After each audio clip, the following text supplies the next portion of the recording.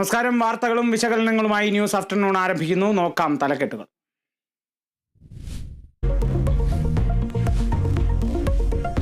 നവകേരള നയരേഖ party നയങ്ങൾക്കകത്തു നിന്നെന്ന് മുഖ്യമന്ത്രി. നയരേഖ നടത്തിപ്പിൽ സുതാര്യത ഉറപ്പാക്കും.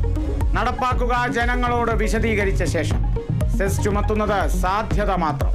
വിഭവ സമാഹരണത്തിൽ ജനദ്രോഹമില്ലെന്നും CPIM സംസ്ഥാന സമ്മേളനത്തിൽ മുഖ്യമന്ത്രിയുടെ മറുപടി.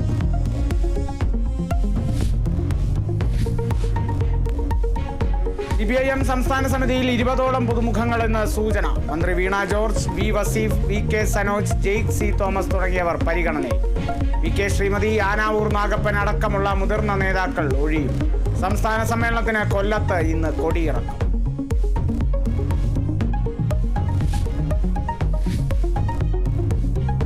കാസർഗോഡ് പൈവളികയിൽ കാണാതായ 15-കാരിയും യുവാവും മരിച്ച നിലയിൽ. മൃതദേഹങ്ങൾ കണ്ടെത്തിയത് വീടിനടുത്തുള്ള ഗ്രൗണ്ടിൽ. മൃതദേഹങ്ങൾക്ക് ദിവസങ്ങളുടെ പഴക്കം. സമീപത്തു നിന്ന് ചോക്ലേറ്റും കത്തിയും കണ്ടെടുത്തു. പെൺകുട്ടിയെയും അയൽവാസി പ്രദീപിനെയും കാണാതായത് 26 ദിവസം മുൻപ്.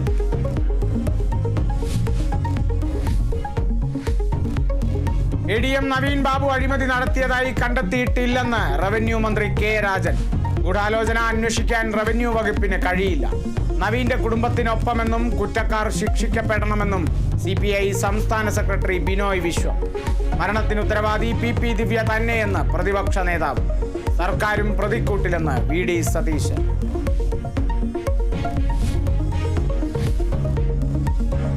ഇരിങ്ങാലക്കുട കൂടൽമാണിക്യം ക്ഷേത്രത്തിൽ ജാതി വിവേചനമെന്ന ആക്ഷേപം. കഴകം ജോലിക്കായി നിയമിച്ച ഈഴവ സമുദായ അംഗത്തെ മാറ്റി നിർത്തി.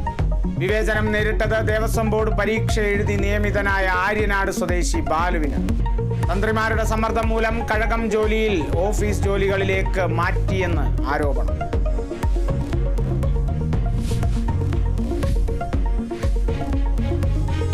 മലപ്പുറത്ത് മമ്പാട് ബൈക്ക് യാത്രക്കാരന് നേരെ പുലിയുടെ ആക്രമണം. പുളിക്കൽ സ്വദേശി പൂക്കോടൻ മുഹമ്മദ് അലിക്ക് പുലിയുടെ നഖം കൊണ്ട് പരിക്ക്.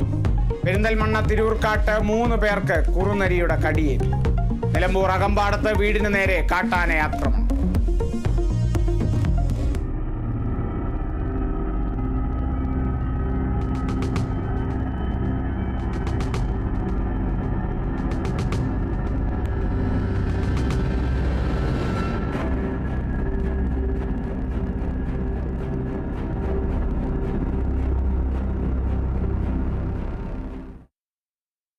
വീടിന്റെ ഗേറ്റും മതിലും തകർത്തു.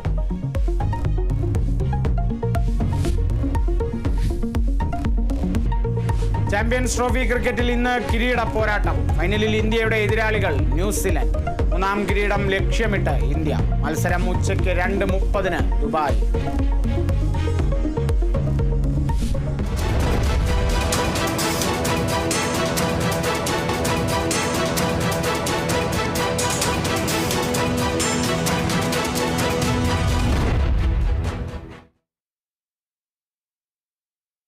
നവകേരള നയരേഖ പാർട്ടി നയങ്ങൾക്കകത്ത്